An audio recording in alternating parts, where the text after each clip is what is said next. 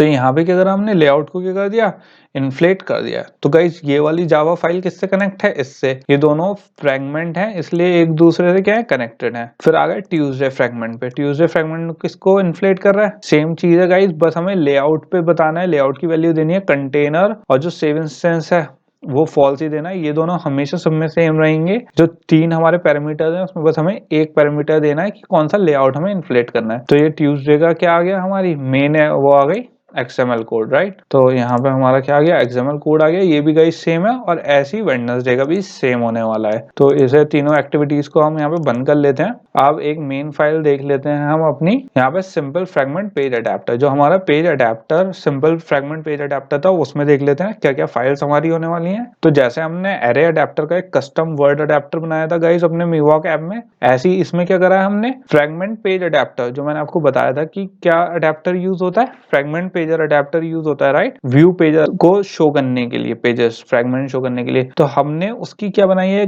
Guys, एक custom class बनाई है। तो जब हमने यहाँ पे क्या यूज करा, सिंपल फ्रेगमेंट अडेप्टर यूज करा है, वो किस लिए, क्योंकि हमने उसकी सेपरेट क्लास बनाई जिसमें हमने इनहेरिट किया फ्रेगमेंट पेजर अडेप्टर को। और ये हमने क्यों बनाई है, क्योंकि जो हमारी फ्रेगमेंट पेजर अडेप्टर थी, डिफॉल्ट अडेप्टर जो होता है फ्रेगमेंट का, उसमें हमें कोई चेंजेस करने थे। वर्ड अडेप्टर को एक्सटेंड क्यों करा था एरे अडेप्टर में, कस्टम क्लास क्यों बनाई थी उसकी अडेप्टर की, वो इसलिए क्योंकि हमें एरे अडेप्टर की कुछ प्रॉपर्टीज थी, मेथड्स की, जो हमें इनहेरिट करनी थी अपने आप, और उसे कस्टमाइज करना था। ऐसी गाइस हमें फ्रेगमेंट में भी है। तो फ्रेगमेंट में हमने ये सिंपल फ्रेगमेंट पेजर अडेप्टर ले लिया, जिसको हमने एक्सटेंड कर लिया फ्रेगमेंट पेजर अडेप्टर को। इसकी प्रॉपर्टीज किस में डाल दी, सिंपल फ्रेगमेंट पेजर अडेप्टर में। और इसको फिर हमने क्या कर दिया, ये गाइस इसका क्या है, ये गाइस इसका सिंटैक्स है। ये भी हम क्या कर चुके हैं, डिस्कस कर चुके हैं अपने डॉक्यूमेंटेशन में, कि कैसे सिंपल फ्रेगमेंट पेजर अडेप्टर को हम कैसे पास करते हैं और किसके थ्रू करते हैं, राइट। इसके बाद गाइस ये मैंने आपको बता दिया था, गेट आइटम क्या था, बेसिकली पोजीशन, फ्रेगमेंट्स की कौन सी पोजीशन है। तो जैसे इसमें क्या दे दी हमने, इंट पोजीशन दे दी, क्योंकि हम इसमें कस्टमाइज कर रहे हैं गाइस। यहाँ पे रिटर्न जो हमने डॉक्यूमेंटेशन देखी थी उसमें क्योंकि फ्रेगमेंट्स कोई नहीं थी, तो उन्होंने सिंपल रिटर्न दे दिया था। लेकिन यहाँ पे क्या है, if position equals to 0, zero position, मैंने आपको क्या बताया था, इंडेक्स हमेशा कहां से स्टार्ट होता है, 0 से स्टार्ट होता है गाइस। तो पोजीशन अगर 0 है तो क्या रिटर्न हो जाए, new Monday fragment. Okay, Monday fragment extend कहाँ है, फ्रेगमेंट से, तो वो क्या कर देगा, उसे इन्फ्लेट कर देगा गाइस। और अगर 1 है तो ये कर दे, और वरना ये कर दे गाइस। यहाँ पे इफ एल्स का यूज करा है, यहाँ पे हम स्विच स्टेटमेंट भी यूज कर सकते हैं, कोई इशू नहीं है, सिंपल है। यहाँ पे हम सिंपल स्विच स्टेटमेंट में पोजीशन दे सकते हैं, और उसमें केस दे सकते हैं, या फिर आप जैसा मन करे आप वैसा इसके हिसाब से कर सकते हो। तो बहुत इजी है गाइस, कोई इसमें प्रॉब्लम की बात नहीं है। बस आपको ये देखना है गेट आइटम, और बेसिकली मुझे तो लगता है गेट आइटम में भी आपको प्रॉब्लम नहीं होनी चाहिए, क्योंकि हमने मिवॉक में गेट आइटम ऑलरेडी समझ चुका है कि एरे अडेप्टर में कैसे वर्क करते हैं गेट आइटम, व्यू आइटम। उसके बाद जो हमारी एक दूसरी, हमने ये भी डॉक्यूमेंटेशन में मैंने आपको बताया था कि गेट काउंट क्या होता है, जो टोटल नंबर ऑफ हमारे क्या होते हैं, फ्रेगमेंट्स होते हैं, वो होते हैं, राइट। तो बेसिकली ये तो हो गया गाइस एक सिंपल ओवरव्यू फ्रेगमेंट्स का, कि हमारी कैसे कैसे वर्क करती है, कैसे हमारा लेआउट वर्क करता है, कैसे हम अडेप्टर को सेट करते हैं, व्यू पेजर क्या होता है, और कैसे अडेप्टर की हमने क्या बना ली, एक अलग क्लास बना ली, उसको एक्सटेंड कर दिया फ्रेगमेंट पेजर अडेप्टर। और फिर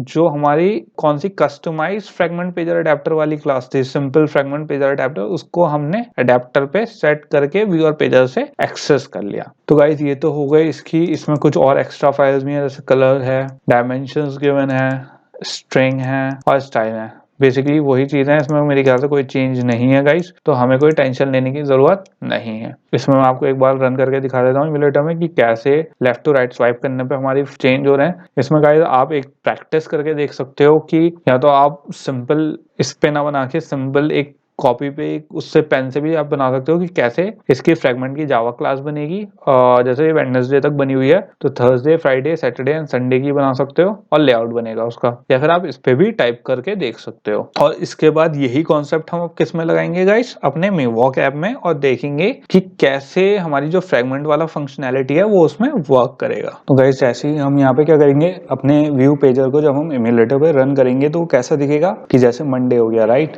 अब अगर मैं इसमें क्या करना है, अगर मैं इसमें राइट टू लेफ्ट क्या करूं, ड्रैग करूं इसे, तो बेसिकली क्या होगा, यहाँ पे ट्यूसडे हो गया। और जब मैं व्यू पेजर को इम्यूलेटर पे रन होने की बात कर रहे हैं गाइस, ये हम क्या देख रहे हैं, फ्रेगमेंट देख रहे थे, राइट। और मैं इसे दोबारा लेफ्ट टू राइट करूं तो क्या हो गया, वेडनेसडे। तो ऐसे ही गाइस जो फ्रेगमेंट होते हैं वो बेसिकली हम क्या कर सकते हैं, ड्रैग कर सकते हैं या फिर स्क्रॉल कर सकते हैं उसे इंडिविजुअली, राइट।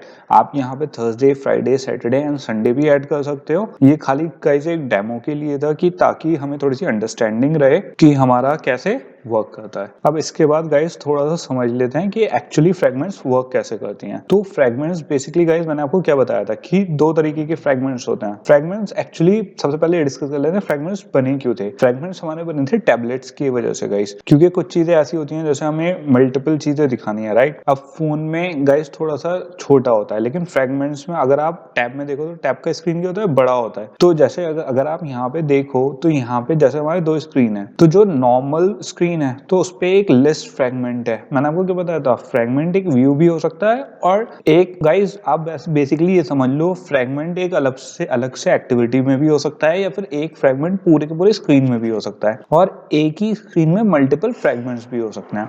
जैसे अगर यहाँ पे देखें हम तो क्या है, यहाँ पे एक लिस्ट व्यू है, राइट, लेफ्ट की तरफ, और उसमें जैसे ही मैंने क्लिक करा तो दो फ्रेगमेंट्स खुल गए यहाँ पे। तो ये क्या है, एक ही स्क्रीन में दो फ्रेगमेंट्स हैं गाइस। तो ये लिस्ट व्यू है, लिस्ट व्यू भी किससे बना हुआ है, फ्रेगमेंट से। तो जरूरी नहीं है एक स्क्रीन के अंदर एक ही फ्रेगमेंट हो, मल्टीपल फ्रेगमेंट्स भी हो सकते हैं guys, depending on the condition. यहाँ पे जैसे क्या हो रहा है, जो लिस्ट व्यू हमारा 1 2 3 या फिर नीचे तक आप जितने गिनो, ये सब क्या है, फ्रेगमेंट्स हैं। और फ्रेगमेंट्स कैसे एक्ट कर रहे हैं, एज अ व्यू, ठीक है। तो व्यू ग्रुप है किसका, फ्रेगमेंट्स का, किसके अंदर, एक स्क्रीन के अंदर। और यहाँ पे एक दूसरा लेआउट देख लिया हमने, तो वो क्या है, बेसिकली एक फ्रेगमेंट हमारा ये है ऊपर वाला, और एक फ्रेगमेंट क्या है, ये नीचे वाला। तो बेसिकली फ्रेगमेंट्स वर्क कर रहे हैं अलग अलग separately but inside the same screen. जरूरी नहीं है कि हमें अलग ही करना है। तो गाइस ये बेसिकली हमारी फ्रेगमेंट्स जो डेवलपर्स ने हमें फ्रेम होस्ट में दिया है, ये वो इसलिए प्रोवाइड करा है कि हमारी कैसे रिक्वायरमेंट है। जब हमारे टैब्स बड़े हो गए, स्क्रीन बड़े हो गए, तो उसमें फ्रेगमेंट्स की हमें जरूरत पड़ने लगी कि मल्टीपल लेआउट शो कर सके। अब अगर यही चीज, यही वाला लेआउट हम किस में शो करें, एक फोन में शो करें, तो कैसा होगा गाइस। तो आपने देखिए जो हमारा लिस्ट व्यू था पहले, उसमें लिस्ट व्यू और दोनों लेआउट टैब में एक साथ दिख रहे थे। तो उसमें क्या कर सकता था गाइस, वो स्क्रीन बड़ा था तो वो क्या कर सकता था, एडजस्ट कर सकता था मल्टीपल फ्रेगमेंट्स को। लेकिन जब हमारा फोन में आ गया, और फोन में भी हमारी क्यों आसानी हुई, जैसे मैंने आपको बताया एक स्क्रीन में जरूरी नहीं है सिंगल फ्रेगमेंट हो, मल्टीपल फ्रेगमेंट्स एग्जिस्ट कर सकती हैं, राइट। तो यहाँ पे बेसिकली क्या हो रहा है कि ये वाला जो हमारा फोन ए है, स्क्रीन ए है, तो उसमें क्या लिस्ट व्यू है किसकी, फ्रेगमेंट्स की। कैसे, as a view, individual view, एक एक व्यू एक एक फ्रेगमेंट है यहाँ पे, राइट। एक एक यहाँ पे इंडिविजुअल एक फ्रेगमेंट है। जैसे ही मैंने एक फ्रेगमेंट पे क्लिक करा, वो कहाँ गया, एक्टिविटी बी पे। और पिछले हमने टैब में आपको मैंने अभी एक टैब वाली फिगर दिखाई थी, राइट। टैब में ये दोनों एक्टिविटी साथ दिख रही थी, जबकि अब जब इस एक्टिविटी की फ्रेगमेंट पे क्लिक होने के बाद जैसे ही हमने इस पे क्लिक करा तो कौन सा फ्रेगमेंट का, दूसरा स्क्रीन खुला जिसमें दो फ्रेगमेंट थी। यही हमने जब टैब पे देखा था तो ऑलरेडी गाइस वो हमें कोई इशू नहीं था, क्योंकि उसमें सेम स्क्रीन पे दो तीन फ्रेगमेंट खुली हुई थी। एक एक्टिविटी 1 की थी और एक जो उस पर क्लिक होने के बाद जो फ्रेगमेंट खुल रही थी वो थी। तो बेसिकली इससे हमें क्या बेनिफिट हुआ, चाहे वो फोन हो या टैब में हमारी उसमें फंक्शनैलिटी कैसे बढ़ गई कि उसी हमने फ्रेगमेंट को सेपरेट उसमें उसका जो एक्सटेंडेड स्क्रीन है उसमें दिखा दिया। जबकि हैंडसेट में एक स्क्रीन है, एक स्क्रीन की एक फ्रेगमेंट पे जब हमने क्लिक करा तो उसने जो आउटपुट दिखाया वो क्या है, दूसरी फ्रेगमेंट। तो फ्रेगमेंट बेसिकली यहाँ पे शो हो गई है, राइट। ये ट्रांजिशन आपको समझ में आना चाहिए कि एक तो फ्रेगमेंट ए थी और एक फ्रेगमेंट बी थी। तो मैंने जो आपको बताया कि एक स्क्रीन मल्टीपल फ्रेगमेंट से बन सकता है। यहाँ पे क्या होता है, जो सिनेरियो था वो ट्रू बैठ रहा है।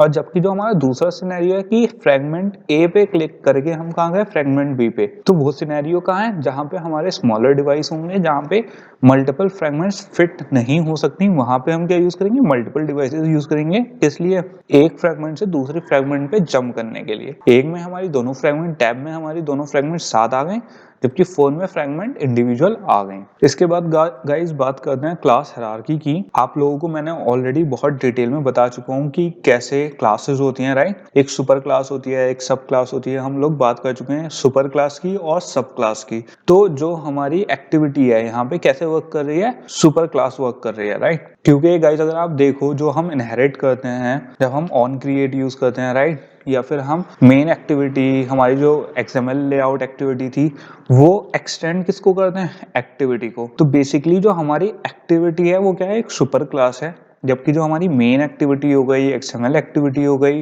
वो कौन सी एक्टिविटीज है, हमारी सब क्लासेस गाइस। तो एक तो हो गई हमारी सुपर क्लास, एक हो गई सब क्लास। तो इसको डिफरेंशिएट कैसे करते हैं गाइस हम, तो यहाँ पे अगर हम इसको हायरार्की डायग्राम को देखें तो यहाँ पे क्या है, क्लास की हायरार्की है, मतलब इनहेरिटेंस कैसे वर्क कर रहा है। तो बेसिकली जो हमारी एक्टिविटी है उसमें तो गाइस मेन जो प्रॉपर्टीज है वो क्या है, सुपर क्लास है एक्टिविटी। और जो हमारी main activity, number activity, family activity, phrase activity और या फिर उसमें और भी नंबर ऑफ एक्टिविटीज जो आएंगी वो कौन सी होंगी, सब क्लासेस होंगी। किसकी, सुपर क्लास एक्टिविटी की। तो गाइस एक्टिविटी ऑलरेडी हम कहां से एक्सेस करना है, एंड्रॉइड के फ्रेमवर्क से, जो हमें कौन प्रोवाइड करवाता है, ऑलरेडी हमें फ्री में प्रोवाइड है। किसके थ्रू, एंड्रॉइड फ्रेमवर्क के थ्रू, जो किसने रिटर्न करी है, एंड्रॉइड डेवलपर्स ने ऑलरेडी लिख रखे हैं। तो हम सिंपली उसका क्या करते हैं गाइस, यूज कर लेते हैं।